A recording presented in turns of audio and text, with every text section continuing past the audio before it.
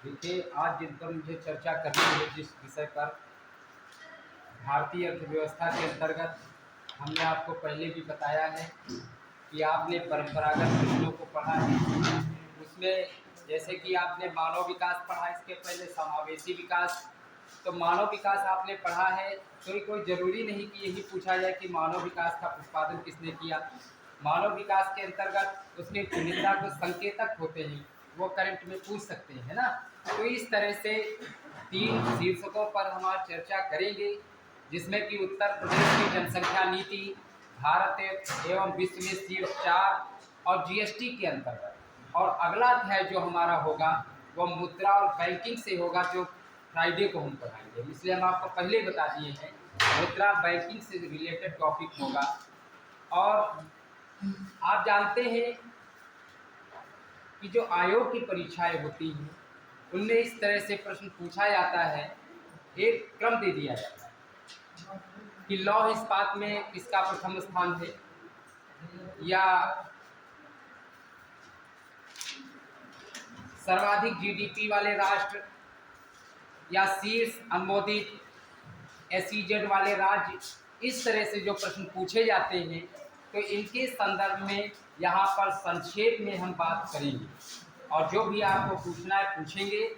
इसके बाद में हम आपके ग्रुप पर, जैसे भी क्लास समाप्त होगी, तो जिस प्रकार से हमने पहले आपको प्रश्न भेजे थे, लगभग 85 प्रश्न एक, और इसके अतिरिक्त जो विषय मैं पढ़ा रहा हूँ इससे रिलेटेड प्रश्न, कि जब आपके पास सिस्टमेटिक ढंग से होगा, क्योंकि हर चीज़ लिख पाना असंभव है, तो वो आप ऑब्जेक्टिव टाइप में प्रश्न होंगे, वन लाइनर होंगे, आप उसको विषय से रिलेटेड भी होगा, आप उसको बाद में भी पढ़ सकते हो, काफ़ी इम्पोर्टेंट होंगे।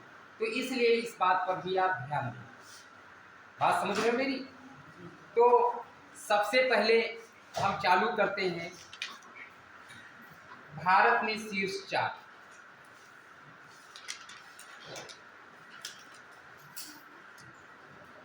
प्रश्न कई बार पूछा भी गया है, आयात और निर्यात से संबंधित।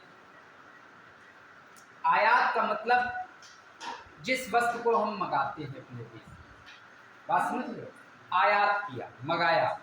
जैसे बाहर से हमने अपने यहाँ गेहूँ मंगाया। निर्यात का मतलब जो हम अपने देश से बाहर को दूसरे देशों में भेजते हैं, उसको हम क्या कहते हैं? निर्यात, एक्सपोर्ट, इम्पोर्ट।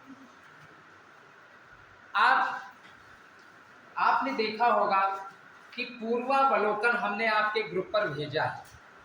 जो लोग तैयारी करते हैं, आपके जो सीनियर हैं, आप उनसे भी बात करिएगा, आपके घर में भी बड़े भाई बहन हैं, उनसे भी बात करिएगा। लगभग 30 वर्षों का प्रश्न पत्र भारतीय अर्थव्यवस्था से रिलेटेड है। बात समझ रहे हो? आप हर वर्ष का आप देखिए, आपको जो हमने पढ़ाया है, देखिए क्या कारगर है, क्या उसमें मिल रहा है कि नहीं मिल रहा है, उससे रिलेटेड।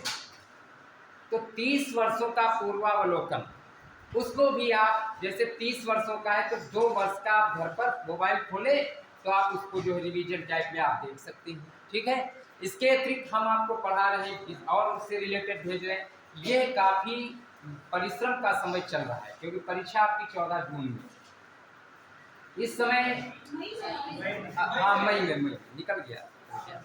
हृदय में कुछ और होता है, जबान में कुछ और निकल सकता है, ऐसी कोई बात नहीं है ना। दिल से शुभकामनाएं हैं तो निकल सकता है 14 मई जून, कोई बात नहीं, समय जाते देर नहीं लगती है।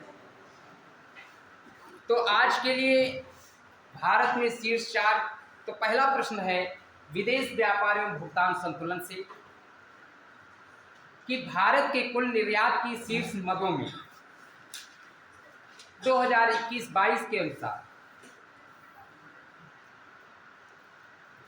सर्वाधिक किस वस्तु का निर्यात होता है? भारत के कुल निर्यात की शीर्ष मद, भारत की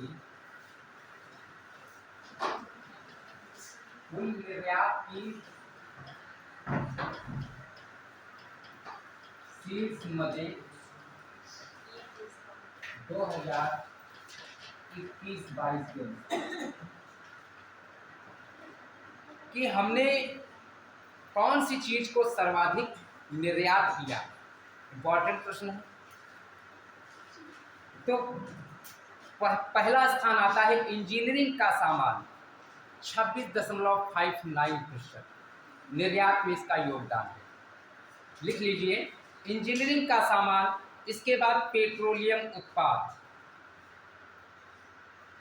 रत्न एवं आभूषण और कार्बनिक एवं अकार्बनिक रसायन, 4 मदें हैं जिनमें पहला योगदान निर्यात की शीर्ष मदों में इंजीनियरिंग सामान का 26.59%।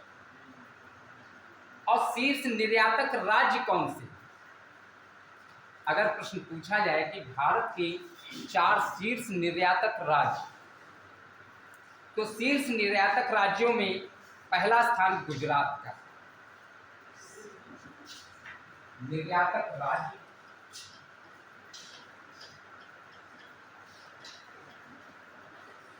तो निर्यातक राज्यों में पहला स्थान किसका है? गुजरात का है। दूसरे नंबर पर महाराष्ट्र, तमिलनाडु और कर्नाटक, ये 4 निर्यातक राज्य हैं। बात समझ में आई? लिखते भी जाइए। देखिए, लिखने से लेखन शैली का विकास होता है। आप जैसे प्रीलिम्स निकाले, मेंस में लिखनी होगा, लिखते भी जाइए, जो कुछ पूछना है पूछते भी जाइए, मैं लिख दूंगा। क्या? गुजरात, महाराष्ट्र, तमिलनाडु और कर्नाटक। कर्नाटक की राजधानी आईटी सिटी, आईटी स्टेट किसको कहते हैं? भूल गए? और सिलिकॉन सिटी, यही बड़ा शंका रहती ये सिलिकॉन वैली कहाँ है? अच्छा, केरल में क्या है? मसालों का बागान कहाँ पर? पश्चिम बंगाल में चाय की कौन सी बागान? सर्वाधिक बागानें कहाँ पर हैं? असम। तो वहां भी दार्जिलिंग है। ठीक है।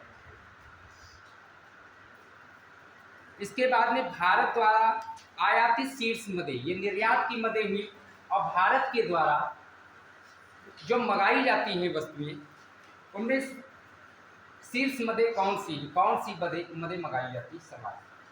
तो पहली चीज है पेट्रोलियम खनिज तेल, क्योंकि हमारे देश में इतना पेट्रोल नहीं है जितना वेनेजुएला, कुवैत, ईरान और इराक में। वहाँ तो तेल के कुएं हैं और हमारे यहाँ जल का भंडार जाता है।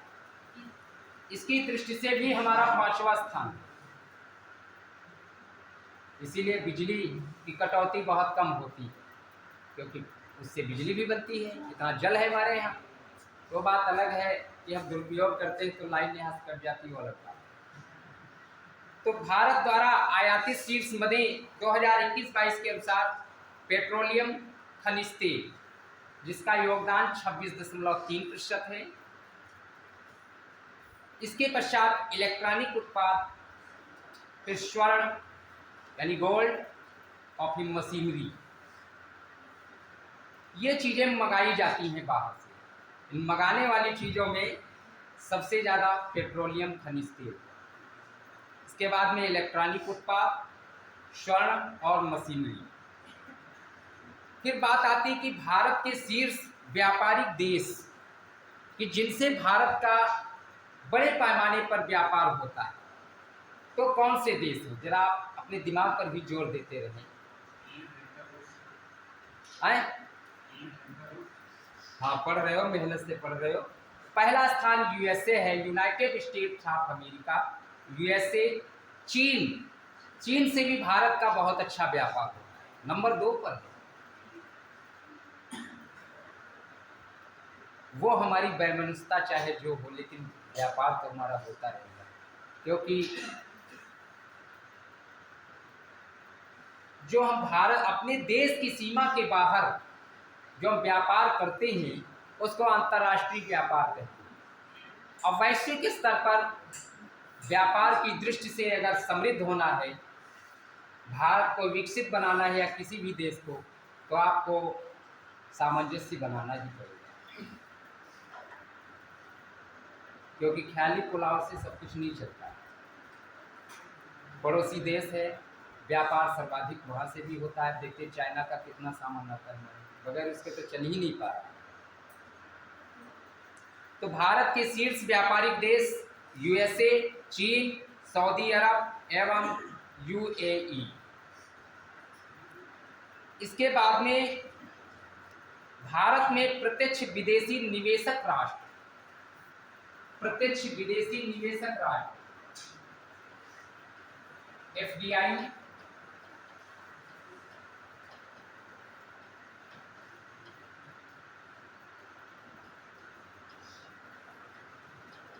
प्रत्यक्ष विदेशी निवेशक राष्ट्र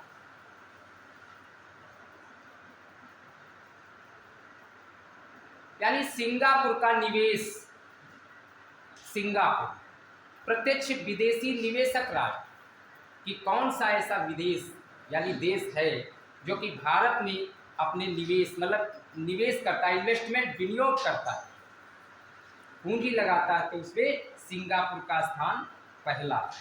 सिंगापुर, यूएसए एवं मॉरिशस। मॉरिशस ये एक ऐसा देश है जहाँ पर बनारस, मथुरा, अयोध्या जैसी गलियाँ हैं और शहरों के नाम है और हिंदू मंदिर भी।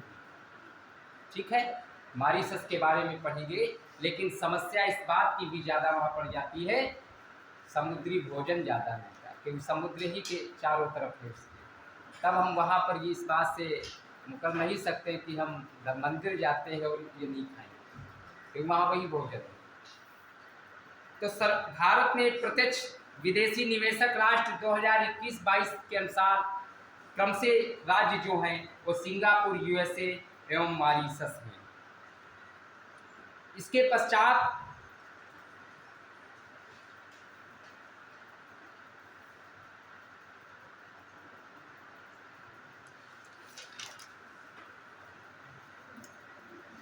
कच्चा तेल निर्यातक देश,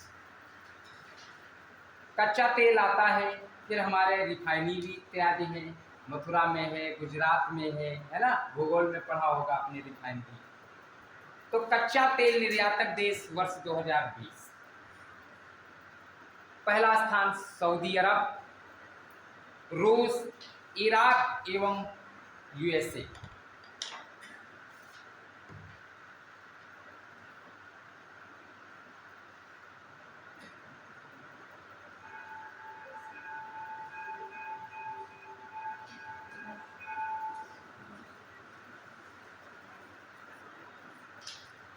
अब कच्चा तेल आयातक देशों में पहला चीन सबसे ज़्यादा मंगाता है, यूएसए तीसरे नंबर पर भारत है और फिर दक्षिण कोरिया।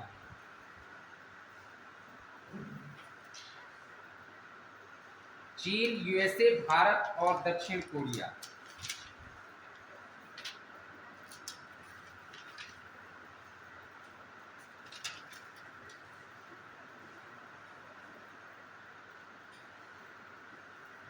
इसके बाद में खाद्य प्रसंस्करण, फूड प्रोसेसिंग इकाई वाले राज्य। प्रश्न इंपॉर्टेंट है कि भारत में शीर्ष पंजीकृत खाद्य प्रसंस्करण इकाई वाले राज्य, तो पहला स्थान यहाँ पर आंध्र प्रदेश का है। आंध्र प्रदेश, तमिलनाडु, तेलंगाना, फिर पंजाब।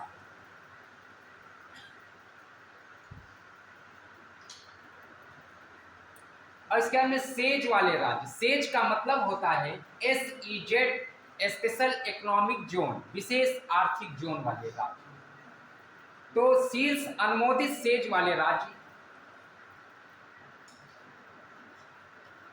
सेज वाले राज्य, सेज के अंतर्गत जिन राज्यों का अप्रूवल हुआ है वो राज्य पहला है तेलंगाना। तेलंगाना भारत का 29वां राज्य है। है ना। आंध्र प्रदेश को विभाजित करके तेलंगाना को बनाया गया है। 29वां भारत का राज्य है। इसके पश्चात तमिलनाडु, फिर कर्नाटक और महाराष्ट्र।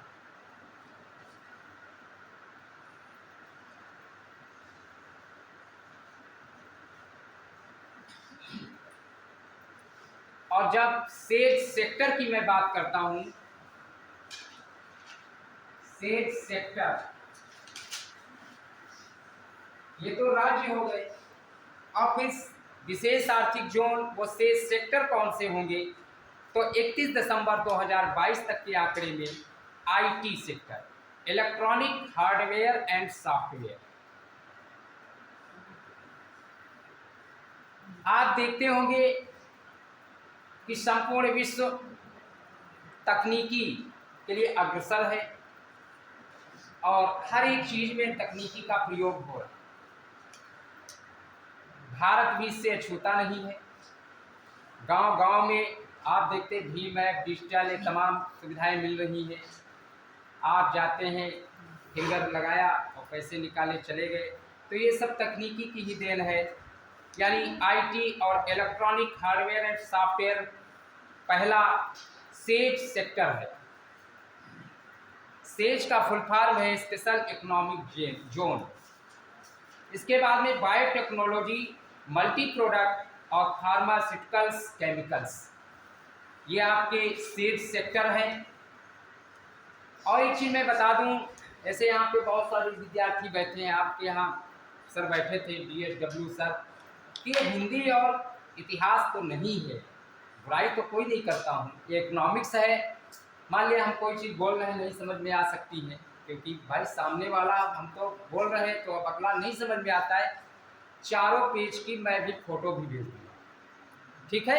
ये एक विशेष सुविधा है हमारी तरफ से, हमेशा नहीं, मैं जितना भी पढ़ाता हूँ भेज देता हूँ। आप अपने, और अंडरलाइन भी मैंने कर दिया है, आप उसको विधिवत घर पढ़ सकते हैं। बात समझ गए।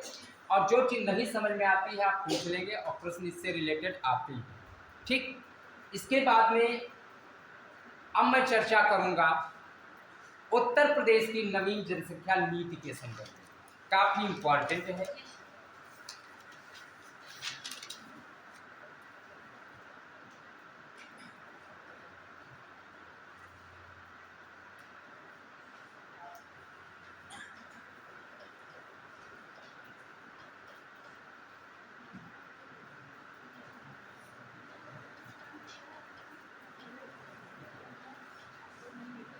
और एक चीज मैं बता दूं, जनसंख्या और नगरीकरण से रिलेटेड 2-3 प्रश्न आएंगे, जो कि आज सिर्फ उत्तर प्रदेश की जनसंख्या के बारे में जो करंट डेटा है उसको मैं बताऊंगा, ठीक है।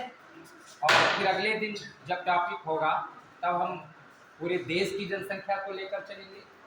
कारण कि अभी तक मैंने देखा है कि जब कोई चीज़ ऐसी ज़्यादा हो, मान लिया जैसे ये जो मैं पढ़ा रहा था, इसको जो आप पे भेज देंगे तो ये पढ़ना आपको है ना, एक एक चीज़ को लिखाने में समय की भी बर्बादी है, समय को भी बचाना है।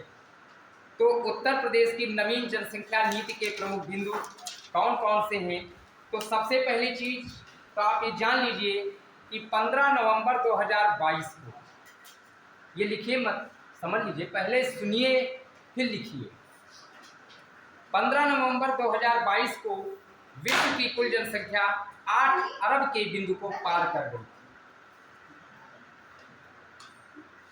यानी 15 नवंबर 2022 को विश्व की कुल जनसंख्या 8 अरब के बिंदु को पार कर गई। यानी संपूर्ण विश्व की जनसंख्या 8 अरब पार, कब? 15 नवंबर 2022।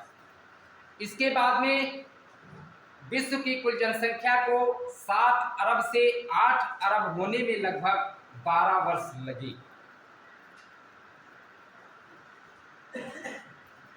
इसके जनसंख्या के सिद्धांत भी हैं, वो आपकी मुख्य परीक्षा में पूछे जाते हैं कि अनुकूलतम जनसंख्या सिद्धांत, माल्थस का जनसंख्या सिद्धांत, ये सारी चीज़ें मेन परीक्षा में।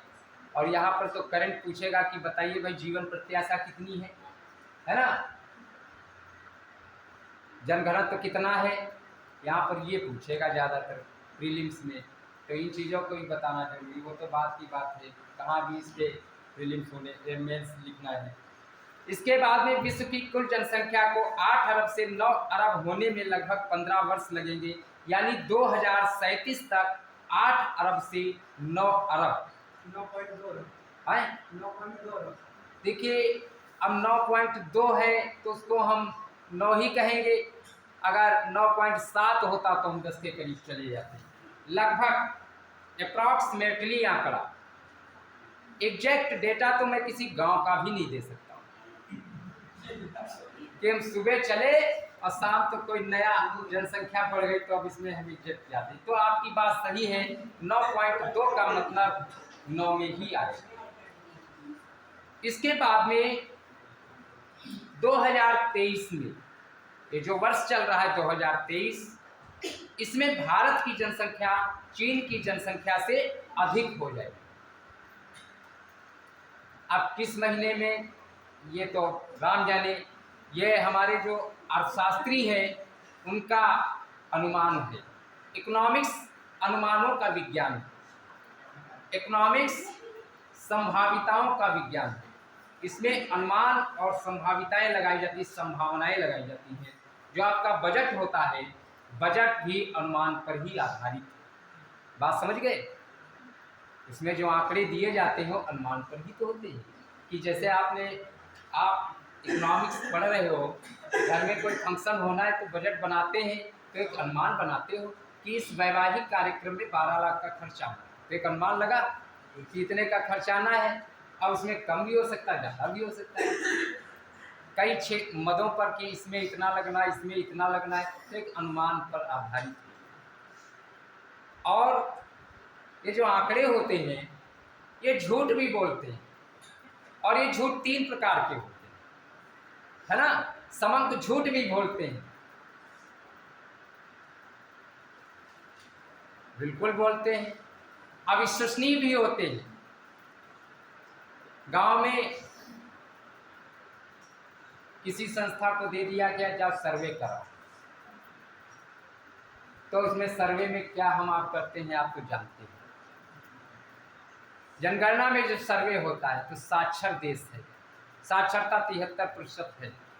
साक्षर का मतलब है साक्षर, अक्षर सहित। उसमें कक्षा 5 का साक्षर में आ गया, सब ना PhD तो नहीं है। साक्षर कक्षा 5, कक्षा 8, कक्षा 7, 10th, इंटर और PG की बात तो स्थान नहीं होता है, स्नातक तक जानते, इससे ज़्यादा नहीं होगा। तो साक्षर 73%। लेकिन अब ये साक्षरता और शिक्षा कितना हमारे और हमारे राष्ट्र के विकास में योगदान कर सकती है, जरा खुद आकलन कर लो कि अगर मैं BA पास हूँ तो हम BA पास करने के बाद में क्या कर सकते हैं आज की कंडीशन में। और वही अगर इंग्लैंड और कनाडा में है तो BA पास डिग्री बहुत महत्वपूर्ण मानी जाती है। यहाँ पर तो हम क्या ही भी लगा लेते हैं, कोई मतलब नहीं समझे, BA इंटर पास है क्या ही लगाए घूम रहे। वहाँ नीदरलैंड के प्रधानमंत्री एक फोटो हमारे पास पड़ी है, जल्दी मिली, साइकिल से आते और जाते, हंसने की बात नहीं। अलीगढ़ विश्वविद्यालय के प्रोफेसर, नाम ध्यान में नहीं सुने हैं, वो आज भी साइकिल से आते हैं, बहुत सारे लोग, हम भी, समझ गए। तो ये बहुत अच्छी बात है, ये बुराई नहीं है। अहमदाबाद में जवाहरलाल नेहरू पॉलिटेक्निक इस जनपद का इकलौता कॉलेज, गवर्नमेंट पॉलिटेक्निक, वहाँ के प्रोफेसर लोग तो साइकिल लिए बैंक तक साइकिल तक घूमते थे, और रुपया तो इतनी इससे ऊपर, इससे कम नहीं देते। अब जैसे कह दो कि ये क्यों, अरे ये हम भारतवासी हैं, हम फिजिकली और मेंटली दोनों प्रकार से मेंटेन हैं, है ना। भारत का व्यक्ति कठोर है क्योंकि यहाँ का जलवायु और वातावरण अनुकूल है। व्यक्ति इतनी बड़ी महामारी आई, भारत को तो ये सब हुआ, इतना सही, सब ठीक है और रहेगा। तो अपनी बात पर मैं आता हूँ। वर्ष 2019 में लिख लीजिए, वर्ष 2019 में विश्व जनसंख्या की औसत आयु, विश्व जनसंख्या की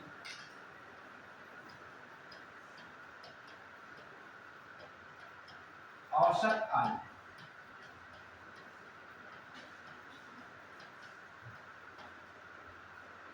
वर्ष 2019 में विश्व जनसंख्या की औसत आयु 72.8 वर्ष थी। 72.1 वर्ष, ये 2019 के अनुसार। इसके बाद में वर्ष 2050 में विश्व जनसंख्या की औसत आयु कितनी होगी? 77.2 वर्ष, 77.2 वर्ष होगी, और ये वर्ष होगा 2050। ये वर्ष होगा 2050, जिसमें कि विश्व की जनसंख्या की औसत आयु 77.2 वर्ष होगी। इसके बाद में जो विश्व जनसंख्या संभावना रिपोर्ट 2022, उसमें पृथ्वी की कुल जनसंख्या का अनुमान जो लगाया गया है वो 2030 तक 8.5 अरब।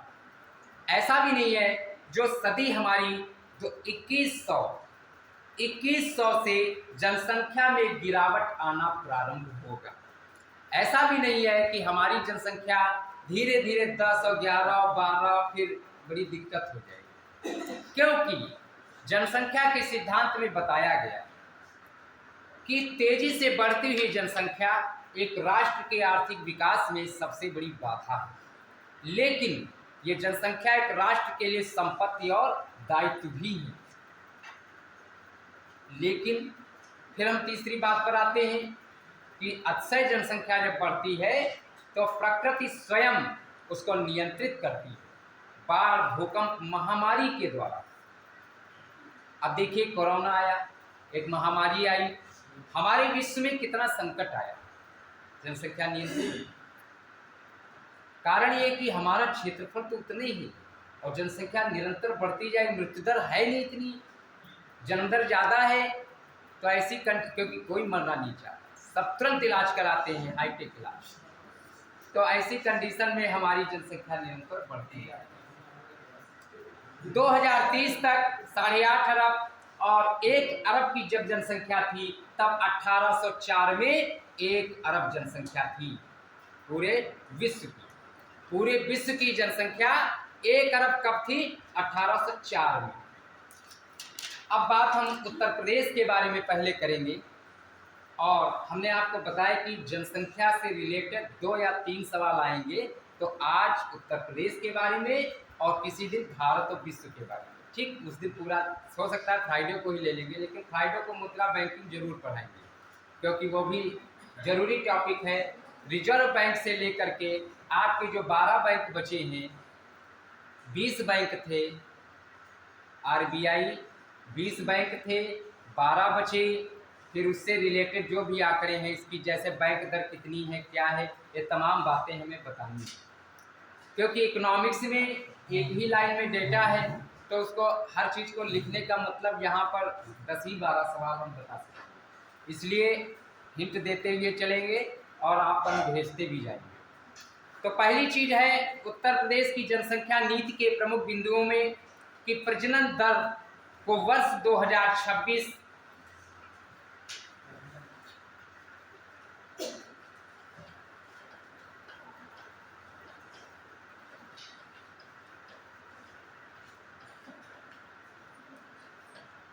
प्रजनन दर को वर्ष 2026 एवं 2030 तक क्रमशः 2.1% एवं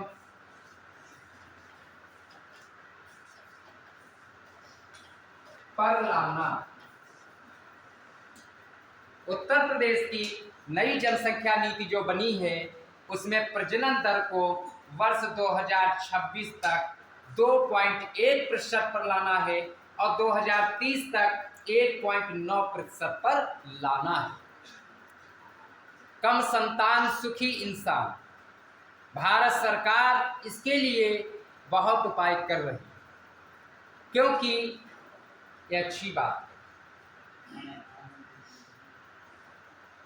ये विचार करने योग्य है।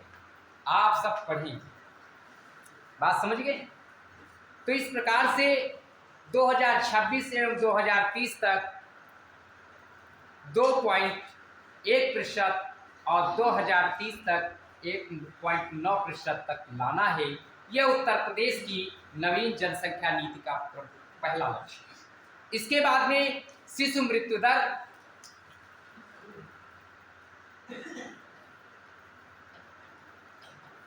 शिशु मृत्यु दर।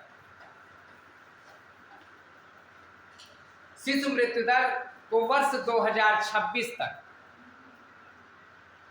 प्रति 1000 शिशुओं पर 32, प्रति 1000 शिशुओं पर 32, यानी इसका गणना 1000 पर होगा, चाहे जन्म दर हो चाहे मृत्यु दर।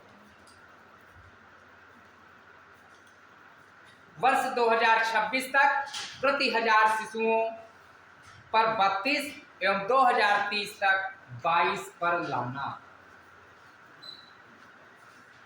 2030 तक 22 पर लाना। अब प्रति 1000 शिशुओं की बात यहाँ पर है, यानी कि वहां सैकड़े की बात करने लगे। इसके बाद में नवजात मृत्यु दर। आप देखते होंगे कि जब कभी भी कोई ऐसी स्थिति बनती है तो वहाँ पर नवजात को जब सुविधाएं नहीं मिल पाती हैं तो हम मृत्यु दर, ऐसी घटनाएं हो जाती हैं। तो सरकार इसके लिए कटिबद्ध है कि इन समस्याओं से जो मरीज है या तीमारदार तो परेशान हो ही जाता है, उनको इन समस्याओं से जूझना ना पड़े। भारत सरकार और उत्तर प्रदेश सरकार शिक्षा स्वास्थ्य के बारे में बिल्कुल संकल्पित है कि अच्छी शिक्षा दें, अच्छा स्वास्थ्य दें। तो इसके लिए अस्पतालों में आप देखिए जाकर, आपने उस दिन भी देखा जब विश्व होम्योपैथिक दिवस था कि कितने अच्छे अच्छे ट्यूब कुछ लोग यहाँ लाए और हमारे भी लग गई थी। हम सोचे ले, लेकिन अब आज लाए नहीं होगी, तो लग गई थी कि दिन अब देंगे भी नहीं यहाँ पे। अब घर से लाएंगे तब तक ये तो मजबूत हो जाएगा। मतलब आप सोचिए कि मार्केट में वो बात नहीं मिलेगी जो इसमें मिलेगी, और हम इसकी अवहेलना करें, एक गलत बात। सरकार व्यवस्था बहुत करती है, उसको सहेजना और संवारने का काम हमारा होता है। तो नवजात मृत्यु दर को रोकने के लिए 32 से घटाकर वर्ष 2026 तक 22, वर्ष 2026 तक 22 पर लाना। और ये जो आंकड़े हैं इनकी एक पूरी सूची हम आप पर ये भी भेज देंगे, क्योंकि अब ज़्यादातर हम जब करंट पढ़ा रहे हैं, करंट इकोनॉमिक्स, तो उसमें तो हम आप पर पूरा भेज ही दे रहे हैं। तो आप उसको जो अंडरलाइन भी मैंने कर दिया है तो आप पढ़िए जरूर। 32 से घटाकर वर्ष 2026 तक 22 और 2030 तक 12 पर लाना। 2030 तक 12 पर लाना, ये नवजात शिशु मृत्यु दर की बात है। इसके बाद में वर्ष 2026 तक सकल प्रजनन दर 2.1%। सकल प्रजनन दर, सकल प्रजनन दर 2026 तक 2.1% तक लाना, और 2030 तक 1.9% के स्तर पर लाना।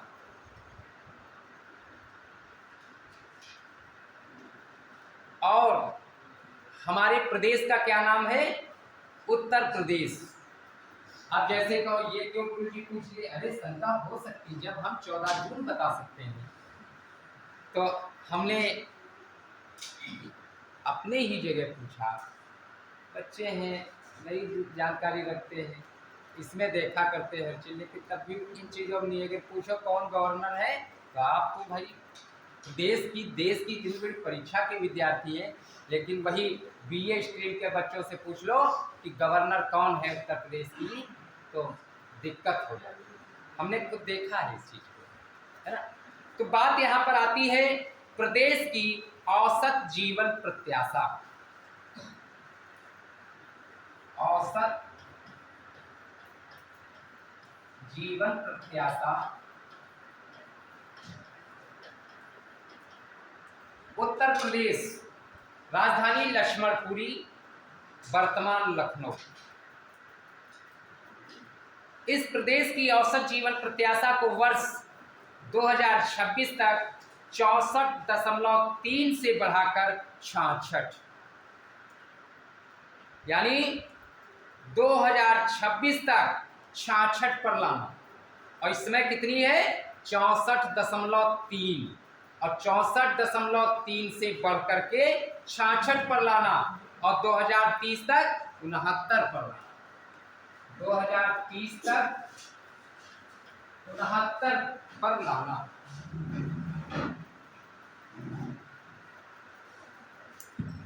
मानव विकास के चुनिंदा संकेतकों में भी जीवन प्रत्याशा 69.4%, जिसमें कि पुरुषों की जीवन प्रत्याशा 68.2 वर्ष, लाइफ एक्सपेक्टेंसी, और महिलाओं की 70.7 वर्ष। और जब इनका कुल मैं करता हूं तो 69.4 वर्ष, ये जो है जीवन प्रत्याशा है। जन्म दर,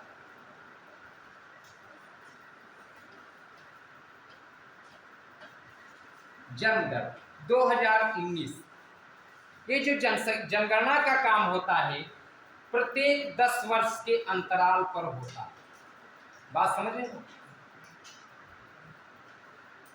1881 से नियमित जनगणना लॉर्ड रिपन के कार्यकाल से प्रारंभ, और नियमित जनगणना प्रत्येक 10 वर्ष के अंतराल पर होती है।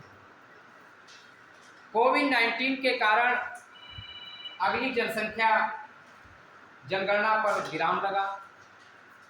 सनह सनह कार्य चल रहा है, क्योंकि जनगणना का काम कोई 1-2 दिन का नहीं होता है, न 1-2 वर्ष का। बहुत सारे आंकड़े इसमें जुटाए जाते हैं। आप उसका देखिए, ये सारी चीजें तो जनगणना की है कि बाल मृत्यु दर, शिशु मृत्यु दर, जन्म दर।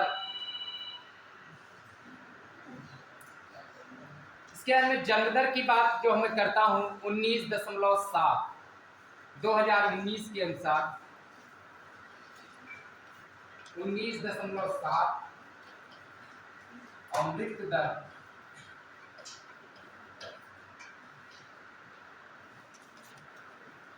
मृत्यु दर 6,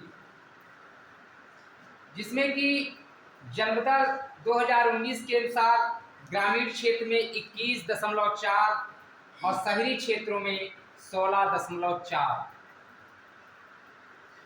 प्रति हजार पर है यह आंकड़ा। और मृत्यु दर प्रति 1000 जनसंख्या पर ग्रामीण क्षेत्रों में 6.5 और शहरी क्षेत्रों में 5, और इसका कुल 6।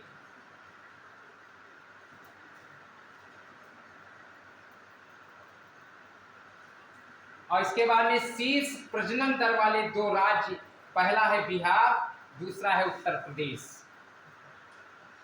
और सर्वाधिक शिशु मृत्यु दर वाला राज्य कौन सा है? दालों का प्रदेश। कौन सा है? मध्य प्रदेश। तो मध्य प्रदेश है सर्वाधिक शिशु मृत्यु दर वाला राज्य, मध्य प्रदेश। और शीर्ष प्रजनन दर वाले 2 राज्य, पहला बिहार और नंबर 2 पर उत्तर प्रदेश। लेकिन जनसंख्या की जब मैं बात करता हूं, संपूर्ण विश्व की जनसंख्या का 16.7% भारत में निवास करती है, और भारत की 16% जनसंख्या उत्तर प्रदेश में निवास करती है। और भारत में जनसंख्या की दृष्टि से सबसे बड़ा राज्य उत्तर प्रदेश है, जिस प्रदेश के हम आप सभी निवासी हैं। उत्तर प्रदेश कई मायनों में अग्रणी है। अर्थव्यवस्था के तीनों क्षेत्र हों, चाहे प्रतिभा की बात हो, चाहे देश की राजनीति में योगदान हो, उत्तर प्रदेश का योगदान अग्रणी है। ठीक है। इसके बाद में न्यूनतम शिशु मृत्यु दर वाला राज्य लिख लीजिए। 2 प्रश्न इंपॉर्टेंट हैं। कि सर्वाधिक शिशु मृत्यु दर वाला राज्य मध्य प्रदेश है और न्यूनतम शिशु मृत्यु दर वाला राज्य मिजोरम और नागालैंड, ये दोनों हैं। प्रति 1000 जीवित जन्मों पर 3 की ही मृत्यु होती है, यानी न्यूनतम शिशु मृत्यु दर वाला राज्य मिजोरम और नागालैंड। नागालैंड की राजधानी कौन सी है? कोहिमा। और मिजोरम की आइजोल। इसके बाद में शीर्ष 3 जीवन प्रत्याशा वाले राज्य, शीर्ष 3 जीवन प्रत्याशा वाले राज्य।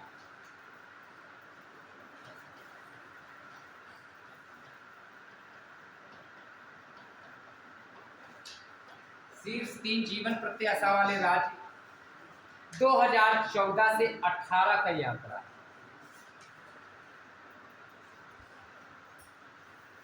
पहला है दिल्ली और केरल, जहां पर 75.3। इसके बाद में दूसरे नंबर पर आता है जम्मू और कश्मीर, फिर हिमाचल प्रदेश,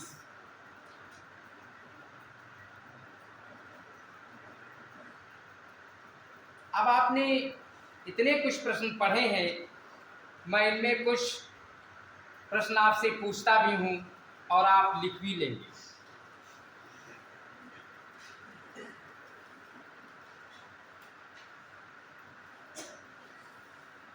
राष्ट्रीय परिवार स्वास्थ्य सर्वेक्षण NFHS 5 के 5वें दौर की रिपोर्टानुसार देश में कुल प्रजनन दर 2.2 से घटाकर कितना हो गई?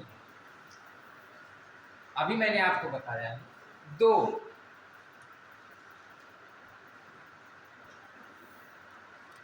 ये आपके 2 टॉपिक भी है, तीसरा भी GST पर भी मैं चर्चा करूंगा। इस बीच में कुछ आपके करंट इकोनॉमी में जो भी विगत कुछ महीने में घटित हुआ है उससे रिलेटेड प्रश्न पूछेंगे और काफ़ी इम्पोर्टेंट भी है। जैसे मैं पहला प्रश्न कर रहा हूँ, अंतर्राष्ट्रीय मोटा अनाज वर्ष किस वर्ष को घोषित किया गया? 2023 को। बजट में भी आपने देखा कि श्री अन्न का उल्लेख किया गया। अब देखिए, आप एक शब्दावली पर गौर करें। अब श्री अन्न में कौन सा अनाज सम्मिलित नहीं है? प्रश्न इसी तरह से पूछा जाएगा ना कि वहां पर एक अनाज का नाम दिया गया। ये तो आप जानते हैं कि श्री अन्न 2023 के बजट में इसकी घोषणा की गई है। पूछा जा सकता है कि श्री अन्न में कौन सा अनाज सम्मिलित नहीं है, तो उसमें तो सारे मोटे अनाज दिए गए और 2023 वर्ष को भी मोटा अनाज वर्ष घोषित भी किया गया है।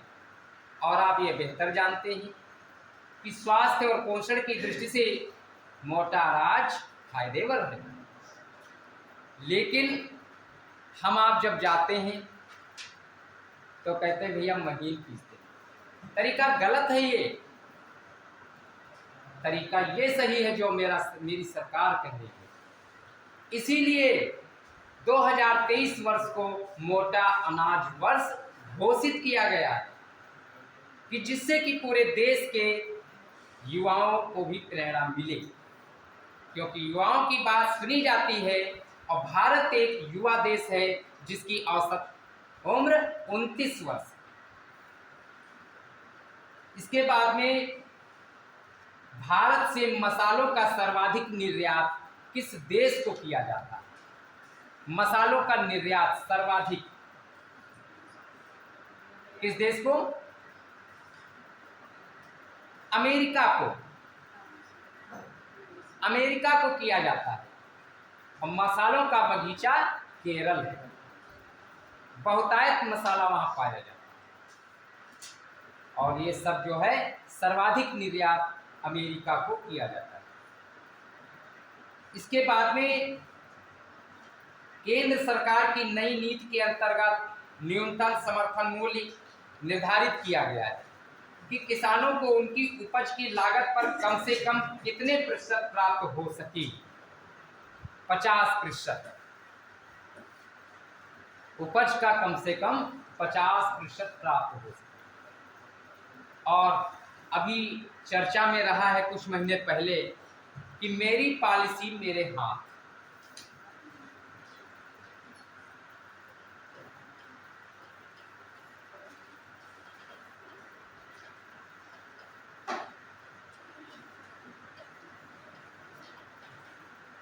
ये क्या है?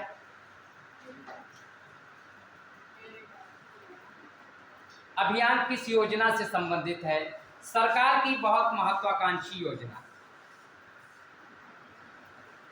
अब ये किस योजना से संबंधित? प्रधानमंत्री फसल बीमा योजना।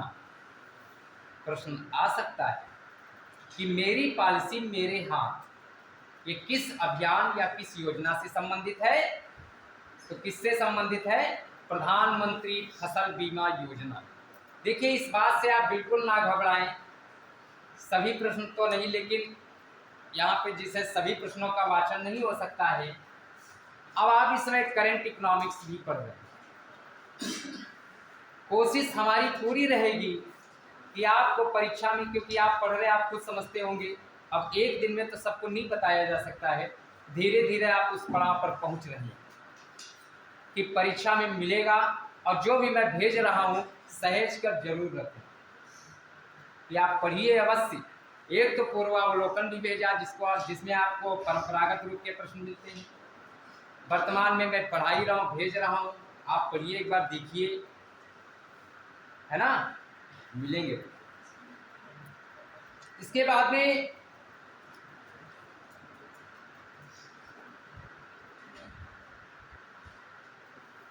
भारत में औद्योगिक श्रमिकों के लिए उपभोक्ता मूल्य सूचकांक का आधार वर्ष कौन सा है? 2016।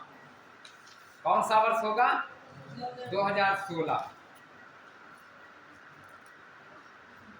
समझ में आ रही है बात? कितने लोग की समझ में नहीं आ रही, पहले हमें ये बताएं। कहने मतलब किसी के समझ में नहीं आ रही। जब हाथ नहीं उठा रहे तो समझ में नहीं आ रही। अरे हाथ उठा दिया करो कि नहीं समझ में आ रहा, तो फिर बताएं।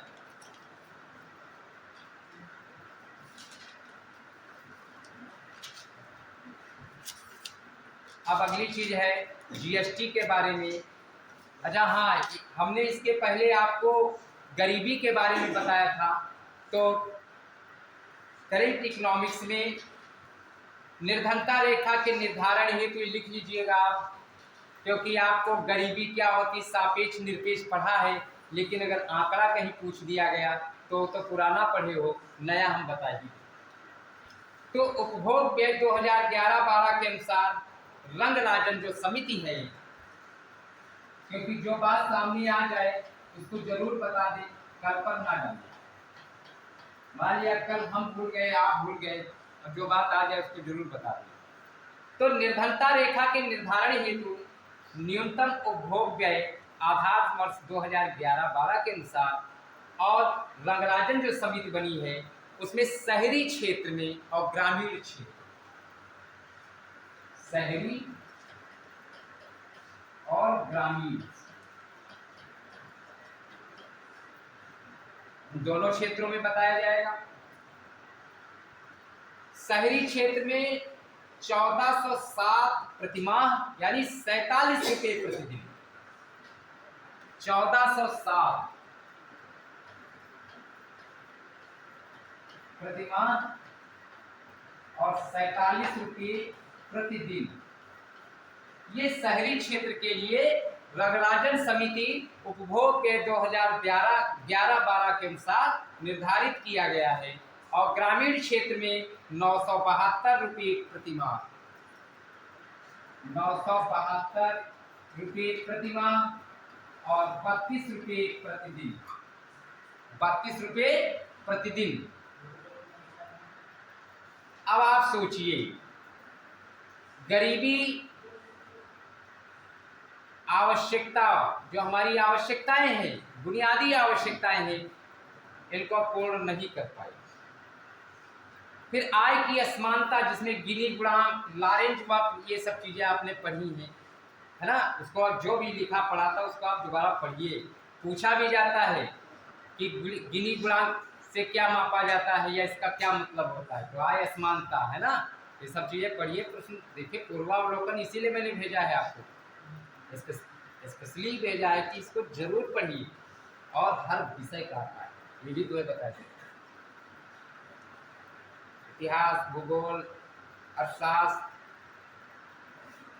पर्यावरण, हर विषय का आता है। तो हमारा काम इकोनॉमिक्स का था, मैंने भेजा, आप पढ़िए।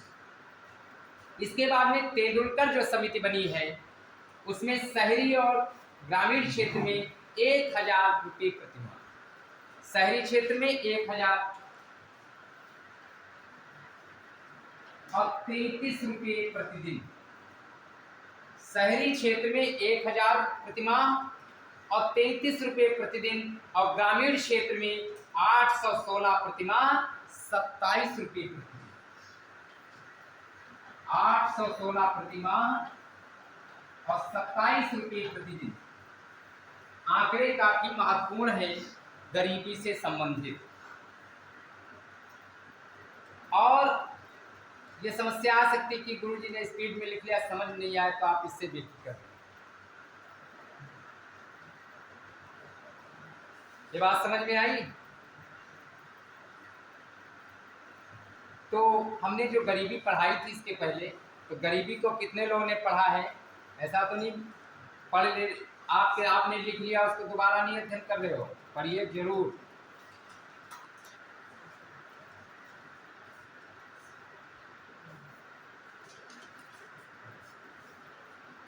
अब हम जीएसटी पर चर्चा करते हैं। अगला जो टॉपिक है जीएसटी, क्योंकि समय बढ़ता जा रहा है और जब समय मिलेगा तो आर्थिक समीक्षा पर हम बात करेंगे, ठीक है। क्योंकि समय हमें नहीं देखना है, हमें आगे बढ़ते रहना है।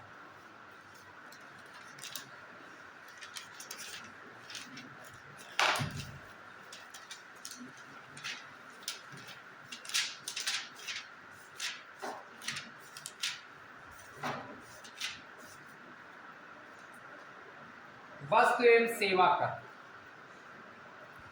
Goods and service tax, GST.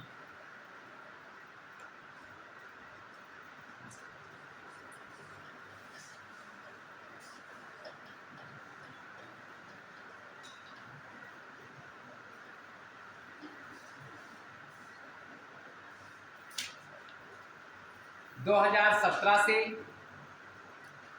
आपने जीएसटी का नाम बेहतर रूप में सुना होगा कि नहीं सुना है? क्योंकि पहले था नहीं, और जब आया तभी न जानोगे। तो वस्तु एवं सेवा कर जीएसटी भारत में 1 जुलाई 2017 से लागू एक अप्रत्यक्ष कर व्यवस्था है। प्रश्न आता है कि भारत में जीएसटी या जीएसटी कब लागू किया गया? तो 1 जुलाई 2017।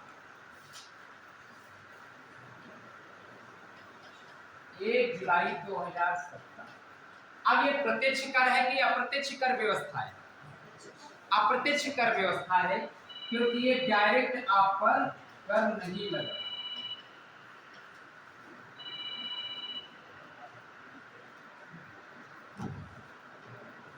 एक जुलाई 2017 से लागू एक अप्रत्यक्ष कर व्यवस्था है। जीएसटी एक मूल्यवर्धित कर है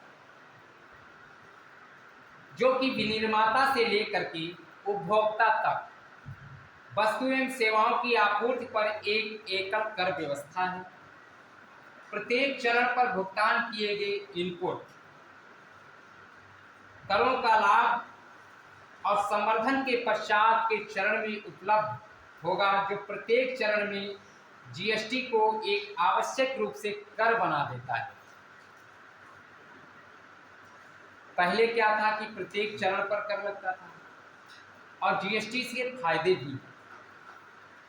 सरकार ने ऐसा नहीं जैसे जीएसटी का विरोध हुआ, कहा कि ये गलत।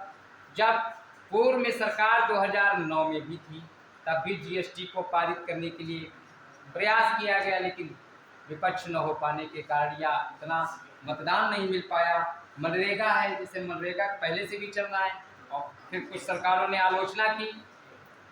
ऐसा नहीं, ये सब महत्वाकांक्षी योजनाएं हैं, ये सब पहले से सोची समझी होती।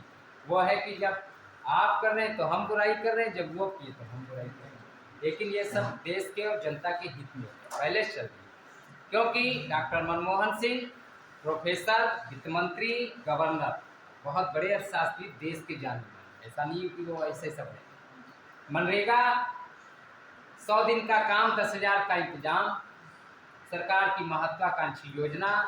आप भी देखते हैं कि गांव में हम रहते हैं, कितना काम मनरेगा से हमें वैसे नज़र आया, तुमको भी नज़र आया। लेकिन नहीं, ये रोजगार सृजन करने का एक तरीका है कि बाहर ना जाए, हमारी जो गांव की जनसंख्या है ये पलायित ना हो, पलायन ना करे। इस पलायन को रोकने के लिए ऐसे कार्य किए कि पहले तालाब खोदो और फिर उसको काट दो। तो ये रोजगार सृजन करने का एक तरीका है और काम भी हो रहा है। अब इसमें बात आती, क्या हम नहीं कर सकते? अवकाश के दिन हम आप सभी काम कर सकते और पैसा भी मिलेगा। हम भी कार्ड बनवा लें, काम कर सकते। हमने आपको पहले भी बताया है कि हम सभी श्रमिक, आप पढ़े लिखे हो, आप में धारणा होनी ही नहीं चाहिए कि हम ये नहीं कर सकते। ये कुर्सी गुरुजी नहीं उठा के कोई 4th क्लास का उठा, हम भी श्रमिक हैं, हम खुद उठा के रखेंगे अपनी, है ना। महात्मा गांधी जब इन्होंने उपवास किया लगातार, जेल में बंद किए, तो वहाँ बैरक के जो अधीक्षक थे वो बार बार जूते पहन के आ जाते और ये दिन भर झाड़ू पोछा ही अपने इसमें किया करते थे। हमारे देश के राष्ट्रपिता रहे, है ना। कभी शर्म नहीं की, कभी नहीं सोचना चाहिए। आप बड़ा बनोगे तो कितना बड़ा बनोगे, आप छोटा बनोगे और बड़े हो तो वो ज़्यादा महसूस करेगा कि देखो यार इतने बड़े आदमी पैदल जा रहे हैं। और जब बड़े बनोगे तो फूटी आप किसी को नहीं देखोगे तो कोई माने नहीं, है ना, तो इसलिए नहीं रह जाता है। तो ये चीज़ें सोचिए। जीएसटी परिषद का अध्यक्ष कौन होता है? कौन होता है? प्रधानमंत्री, मुख्यमंत्री, कौन होता है? आए, ये अगर प्रश्न पूछ दिया जाए कि जीएसटी परिषद का अध्यक्ष केंद्रीय वित्त मंत्री होता है। जीएसटी परिषद का अध्यक्ष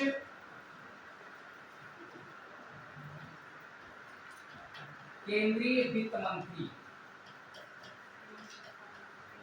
अब बात आती है जीएसटी परिषद का इस समय अध्यक्ष कौन है? यह काम सही किए हो।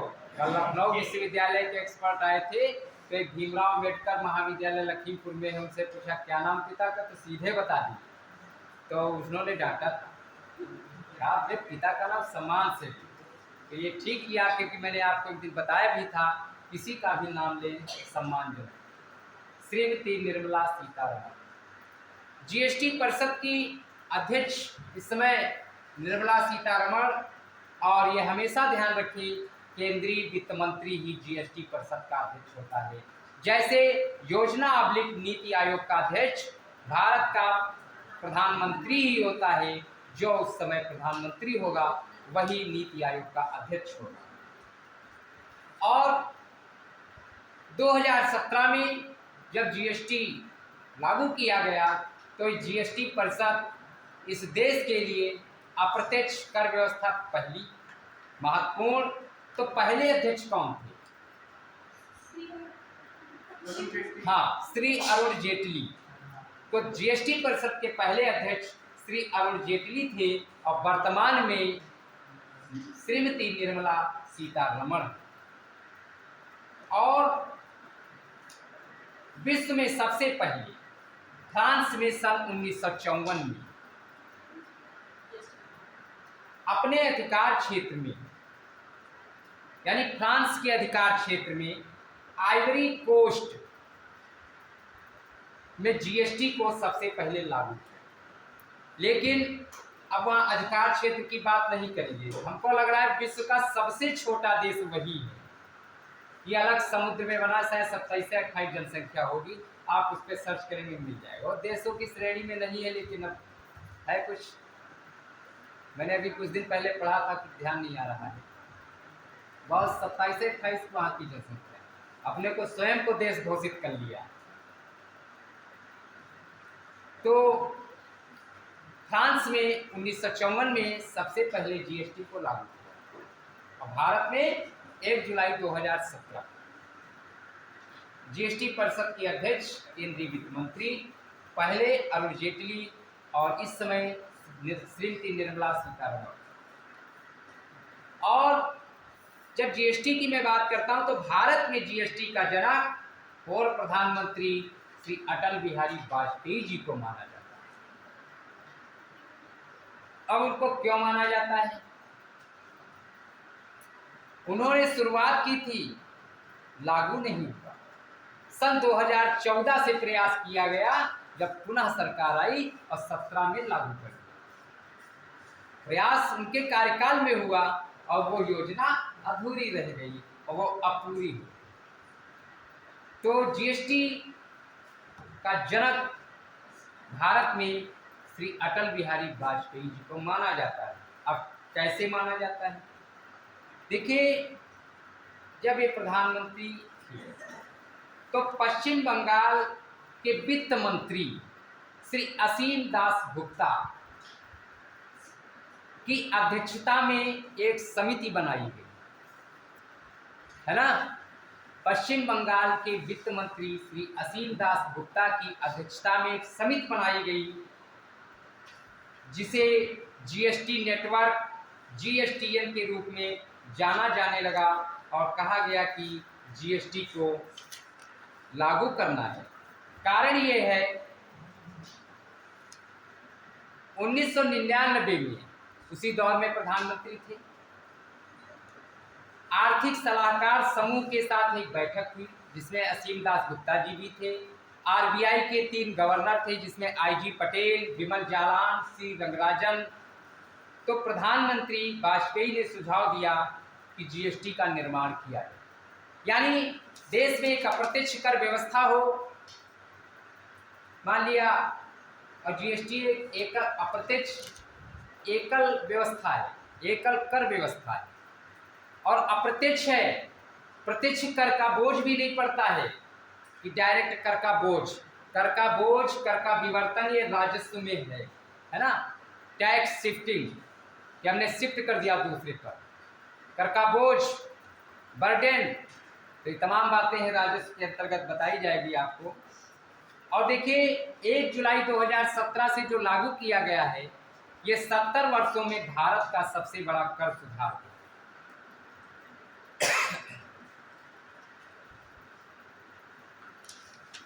कुछ लिख लीजिए कि 122वां संविधान संशोधन विधेयक, 122वां संविधान संशोधन विधेयक द्वारा जीएसटी को भारत में लाया गया। प्रश्न बहुत महत्वपूर्ण है कि जीएसटी को भारत में लाया गया, ऐसे तो नहीं कि ऐसे ले आया गया। दोनों सदनों में चर्चा होती है, बहुत मंथन होता है, इसके बाद में विधेयक पास किया जाता है, तब ये देश में लागू किया जाता है।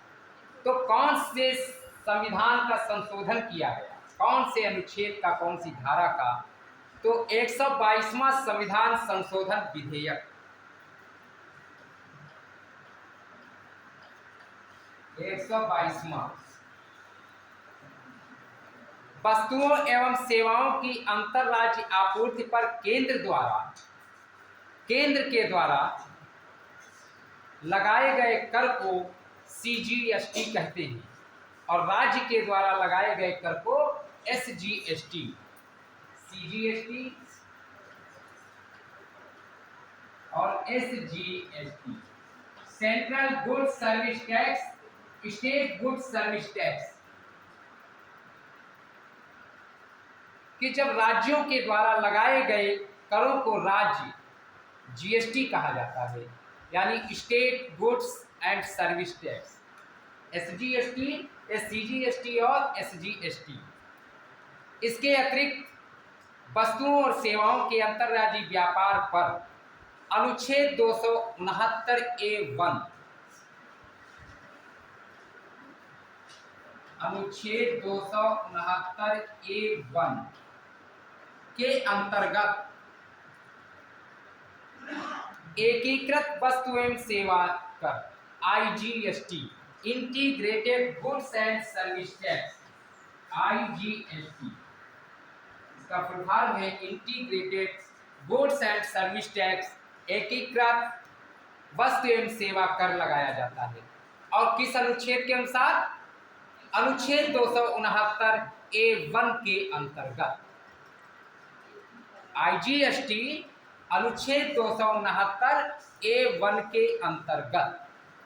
और एक चीज सुनिए, हमने आपको पहले ही बताया था, आप बिल्कुल बोर नहीं हो सकते हैं। हम आपको बहुत दूर दूर तक टहला लाते हैं ना, अभी सिंगापुर टहले, अमेरिका भी टहले, अब भाई देश में GST पे बात करें, क्योंकि इकोनॉमिक्स तो गणित का अभिन्न अंग होता है। ये कोई कहानी तो है नहीं कि समझ में आ जाए। कभी कभी ये भी होता है कि आंकड़े हम सब भूल गए जो पढ़ाया, लेकिन आप बिल्कुल ना घबराएं। इकोनॉमिक्स बहुत रुचिकर विषय है। आप खुद सोचिए, हम तो एक ग्रामीण परिवेश में ही पढ़े। हमसे प्रोफेसर सुखराम यादव, प्रोफेसर, इन्होंने पूछा कि आपने इंटरनेशनल इकोनॉमिक्स क्यों ली है, कौन पढ़ाएगा इसे? तो हमने कहा कि हम पढ़ेंगे, आपका आशीर्वाद। हमारे सबसे ज़्यादा नंबर उसी में आए, जिसकी मार्कशीट भी यहाँ जमा है, मैंने जो कागज़ दिए थे। किसी बात से घबराना नहीं चाहिए, मेरा कहने का तात्पर्य है, क्योंकि संघर्ष तो हर काम में और परिश्रम भी है, और परिश्रम के पसीने में ही सफलता की मिठास छिपी हुई है। जब आप परिश्रम करेंगे तो उसमें सफलता की मिठास है। अगर पसीना नहीं आया तो मिठास कहाँ से आएगी? जब पसीना आएगा तब तो वो खारा है, और जब खारा होगा तब वो मिठास पैदा करेगा आगे भविष्य के। और जब पसीना ही नहीं आएगा, AC में बैठोगे कूलर में, तो क्या है, आराम करोगे, आज नहीं कल पढ़ लेंगे, कल पर मत टालिए। और एक चीज़ बता दें, जो मैं भेज रहा हूँ, बता रहा हूँ, है इम्पोर्टेंट। आप जब ध्यान नहीं देते तो हमको भी, हमारा भी वो लगता है कि क्या बताइए, पढ़ ही नहीं रहेंगे, है ना। अभी जैसे भी हमें मौका मिलेगा, ये किताब की तुमसे 20 पेज में मिल दूँगा। बहुत खुशी की बात है, तुम्हारे लिए मैं ढूंढ ढूंढ के लाता हूँ। हमारे लिए कौन ढूंढने वाला? कोई नहीं, तुम्हारे लिए ढूंढने वाले। हंसते भी रहिए। इसके बाद में संविधान के अनुच्छेद 246 का में, संविधान के अनुच्छेद 246 का, यह अनुच्छेद भी पढ़ लीजिएगा। जब 2-3 बार पढ़ेंगे तो आपको याद भी हो जाएगा। अनुच्छेद 246 का में केंद्र और राज्यों को GST लगाने के संबंध में वर्णन है। अनुच्छेद 246 का में केंद्र एवं राज्यों को GST लगाने के संबंध में इसका वर्णन किस अनुच्छेद में है? अनुच्छेद 246 का में। कि GST लगा रहे हो तो संविधान की किस अनुच्छेद के अनुसार GST लगा रहे हो पूछा जाए तो 246 का के अंतर्गत। इसके बाद में GST परिषद एक संवैधानिक निकाय है। GST परिषद काउंसिल की मैं बात कर रहा हूं, जिसमें वित्त मंत्री हैं, राज्यों के मुख्यमंत्री हैं। तो ये संवैधानिक निकाय है, जिसका वर्णन संविधान के किस अनुच्छेद में है? 279 का में। 279 का में, 279 का में किसका वर्णन है? GST परिषद एक संवैधानिक निकाय है, यानी GST परिषद का वर्णन। GST परिषद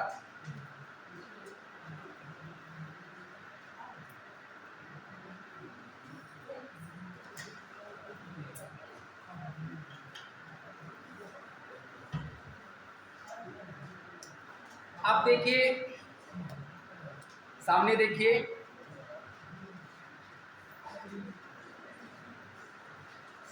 तुम लोग रोते ही आते हो।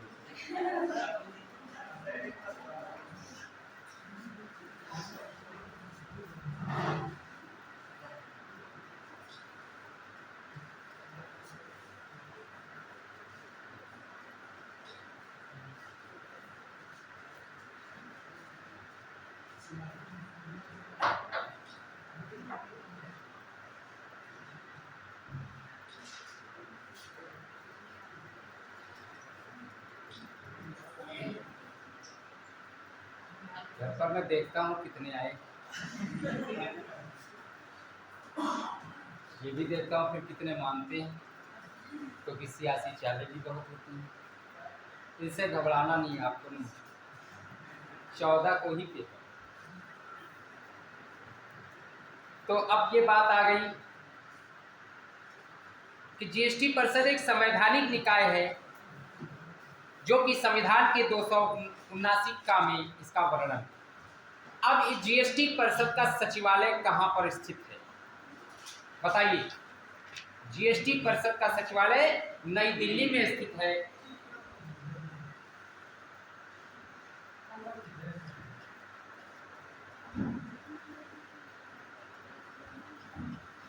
नई दिल्ली सचिवालय है।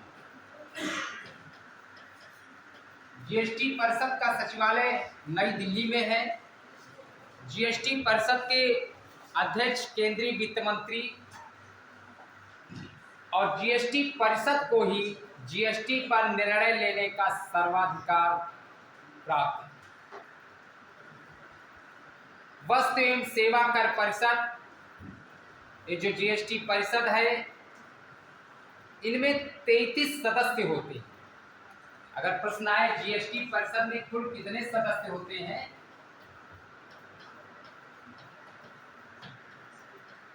अब कुल कितने सदस्य होते हैं, और फिर हम आपसे ही प्रश्न करते हैं जरा 33 सदस्य कौन से हैं, तो कहोगे कि हम 14 जून तक ये 33 सदस्य ही नाम याद कर पाएंगे, लेकिन ये आपको तुरंत याद हो जाएंगी।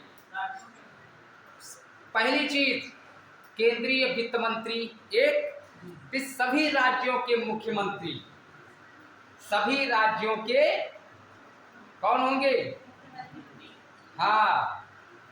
इसके बाद में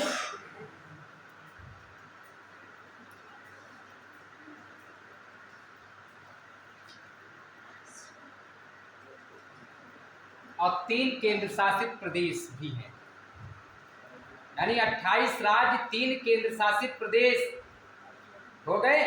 और इसके बाद में केंद्रीय वित्त मंत्री 28, 3, 31, 1, 32, फिर एक उपाध्यक्ष होगा जो कि राज्य सरकारों के वित्त मंत्रियों के बीच से एक निश्चित अवधि के लिए एक निर्वाचित सदस्य होता है। इस तरह से जीएसटी परिषद में कुल 33 सदस्य होते हैं।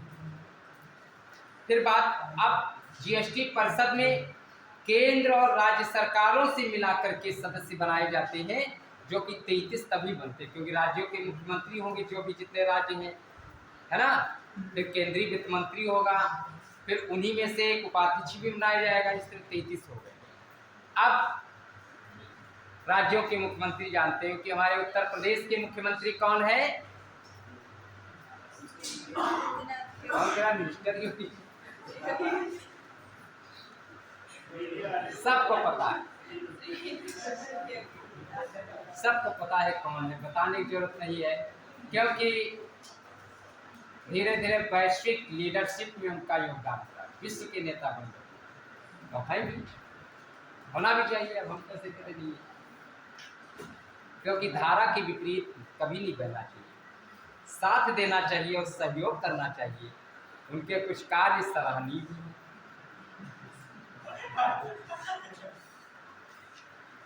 और इसके बाद में ये जो जीएसटी परिषद है, माल एवं सेवाओं की विभिन्न दरें इस पर निर्धारित हैं, यानी जो दरें हैं, ये दर ये जो है 4 स्लैब्स में निर्धारित, यानी 0% तो 0%, इसके बाद में 5%, 12%, 18 और 28%।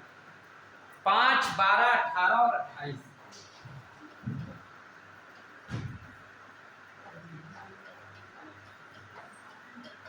कहते हो कि बड़ा दूध महंगा हो गया है, फिर कहते हो कि जीवन रक्षक दवाएं बड़ी महंगी हो गई है। फिर दुकान का जो मालिक होता है वो कहता है कि ये जीएसटी मुझे भरना पड़ता है।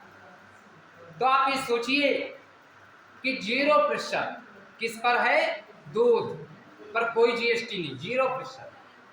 दूध, अंडा, ताजी सब्जियां, फल, मिट्टी के बर्तन, अनाज, पशुओं का आहार और हाथ से बने संगीत के उपकरण, इस पर 0% है। इसके बाद में घरेलू आवश्यकताओं की चीजें, जीवन रक्षक दवाएं, हैंडपंप, कोयला, रेलवे, माल परिवहन सेवा, इस पर 5% जीएसटी लगती है।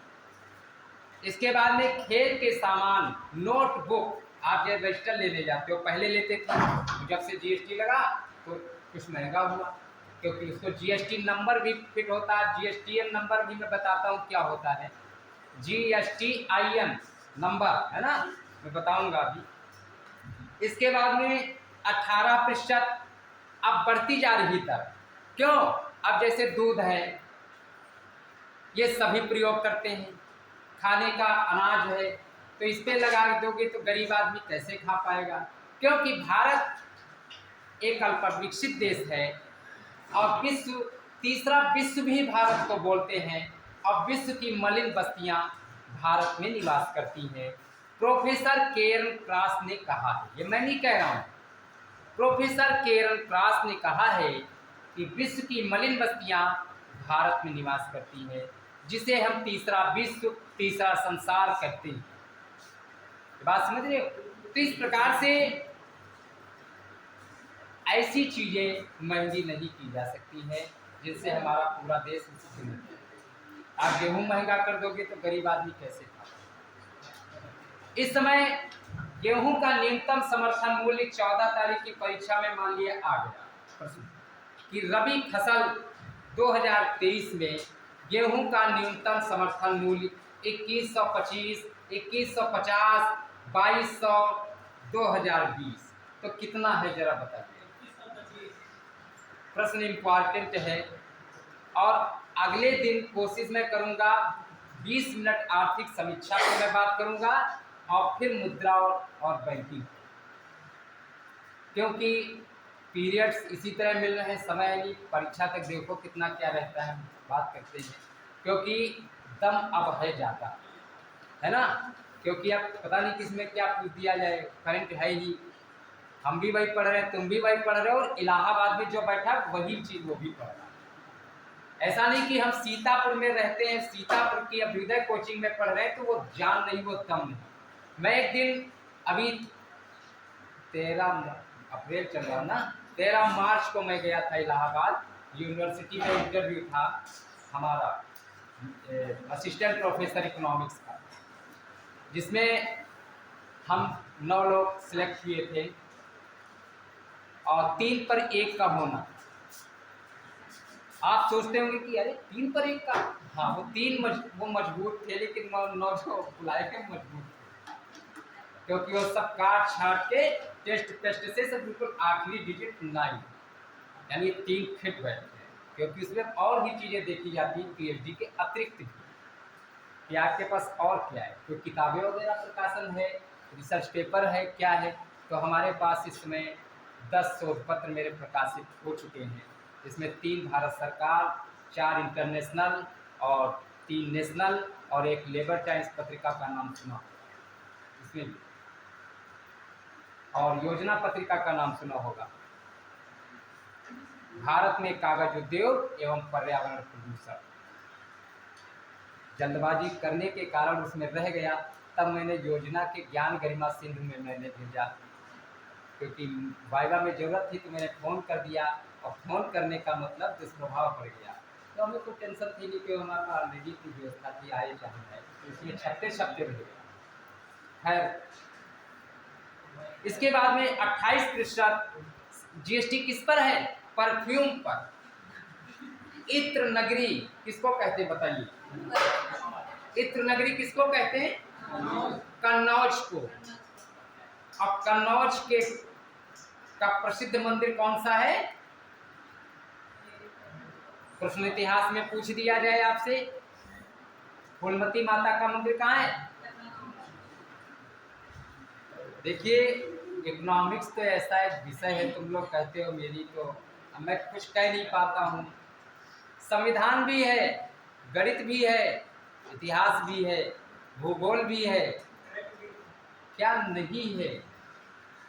और इकोनॉमिक्स विद्यार्थी की सेंसियरिटी को प्रदर्शित करता है। जब आप बीए में इकोनॉमिक्स लें, एमए लें और कहीं इंटरव्यू में जाएं, आप कहें मैं हिंदी, इतिहास और फला विषय से तो समझ जाता है। जब कहे इंग्लिश, इकोनॉमिक्स, ज्योग्राफी, तो अलग नज़रिए से देखा जाता है। फिलहाल जो भी विषय है उसमें आप ये ना सोचें मान लें किसी का भूगोल हो, हिंदी हो, जो विषय हो मजबूत हो। जैसे आपके पास संस्कृत है, संस्कृत कम है, विषय कोई कम नहीं होते, विषय सब मजबूत होते हैं। नौकरी पाओगे, प्रोफेसर बनोगे, वेतन तो नहीं मिलेगा। तो इसलिए आप लोग का जो भी विषय उनको कम ना समझें, वो सब बेहतर है। ठीक, इसके बाद में अब 28% जीएसटी किस पे है? परफ्यूम पर है, बोतल बंद पेय पर है। अब आप इस पर ही क्यों 28? भाई देखिए, आप जीएसटी देने लायक होगे तभी आप पेय बोतल खरीद रहे हो। हम जहाँ नल देखे उठ के भर लिए, हमें कोई तो हमको उसके लिए जीएसटी देना पड़ा। कार है, सिगरेट है, एयर कंडीशंस, रेफ्रिजरेटर और लग्जरी होटल, इन पर जीएसटी, क्योंकि इनका प्रयोग सामान्य व्यक्ति नहीं कर पाता है, बहुतायत जनसंख्या इनका प्रयोग नहीं कर पाती है, इसलिए ये सबके लिए नहीं है। अब देखिए जीएसटी,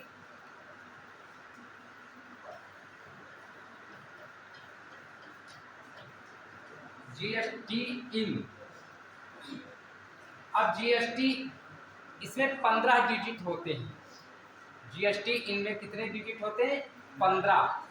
जैसे आपके पैन कार्ड में परमानेंट अकाउंट नंबर जो आपका पैन बना है, जैसे कि मान लिया BQHPM 2719E, तो ये इस तरह से किसी में कुछ, किसी में कुछ, किसी में कुछ, इसका मकसद है आपका सरनेम भी है और आपके स्टेट का भी नाम आ गया है। तो ये थोड़ी ना है कि अपनी मनगढ़ंत से वो दे दिया जो भी दे दिया। हाँ, इसके पीछे तारतम्य है। जैसे आपका IFSC कोड, माइकर कोड, अभी मैं आपको जो मुद्रा बैंकिंग होगा उसमें हम बीच में जब आएगी टॉपिक तो मैं बता तो दूंगा ही, क्योंकि आप सजग नागरिक हैं, विद्यार्थी हैं। कोई भी व्यक्ति आपसे बैंक में फार्म ही भराने लगे तब आपको पता ही नहीं है। जैसे UCBA 00 और 385 माइकर कोड, तो इसमें आपके बैंक का भी होगा, आपकी डेट ऑफ बर्थ का भी हिस्सा हो सकता है ना, स्टेट का भी होगा। तो इस तरह से जो भी है वो बैंक में बैंकिंग के चैप्टर में बताएंगे। और इसमें 15 डिजिट में से शुरुआत के 2 अंक जो होते हैं वो उस राज्य के कोड को प्रदर्शित करते हैं जहां पर वो कारोबार किया जा रहा है, जहां से जीएसटी प्रोवाइड होगी। जैसे उत्तर प्रदेश में कारोबार किया जा रहा है तो उत्तर प्रदेश का कोड कितना है? 09। यानी जो 15 डिजिट होंगे उसमें शुरू के जो 2 अंक होंगे वो स्टेट को प्रदर्शित करता है जहां पर वो बिजनेस किया जा रहा है। और मान लिया उत्तर प्रदेश में कर रहा है तो उत्तर प्रदेश का कोड कौन सा है? 09 होगा। तो इस प्रकार और एक चीज है, जीएसटी परिषद, ये सब कुछ जब बन गई तब भारत के राष्ट्रपति और भारत सरकार द्वारा 1 जुलाई 2017 को आधी रात में, जब 1 जुलाई तो आधी रात को 12 बजे के बाद तो लग ही जाता है, 12 AM और 12 PM। ये AM PM क्या होता है? आए? इसका फुल फॉर्म क्या होता है? आए? हाँ, एंट मेरिडियन, पोस्ट मेरिडियन। हम इसको पूर्वाह्न और अपराह्न किसे तो बीच में डाल दिए। ठीक कहा, ठीक कहा। वो तो हमारा कहने का मकसद ही था हमको, लेकिन वो ठीक कहा। अपराह्न तो है ही 12 के बाद, है ना। निशा तो नहीं बोला, 11:59 तो नहीं कहा इन्होंने, यामिनी तो नहीं कहा। ये आपके रात के पर्यावरण, ये हिंदी है। देखिए, जब आप सभी लोग तैयारी करेंगे, पढ़ेंगे, तो आपको बहुत सारी भाषाओं में, बहुत सारे विषयों में थोड़ी बहुत तो मालूमात हो जाएगी। कल मैं बैठा था, जो एमएससी केमिस्ट्री का प्रैक्टिकल है चल रहा, वहीं से फ़ोन आ रहा है, क्योंकि अभी वहीं जाना है। तो नमक का पूछा, सोडियम बेरिक सल्फाइड और ये तमाम चीज़ें, तो इसमें हम जानते हैं। पूछा जैसे जब पानी है, वाटर है, तो इसमें ये लिक्विड है, द्रव है, तो इसकी प्रमुख विशेषता क्या है। तो बच्चे आजकल के ये भी नहीं पता कि अब हम लोग जानते हैं, लेकिन हम तो तुमसे पूछ रहे हैं। तो इसमें सबसे बड़ी चीज़ है, इसमें बहने का गुण है ना। तो ठीक है, आज के लिए बस इतना ही। और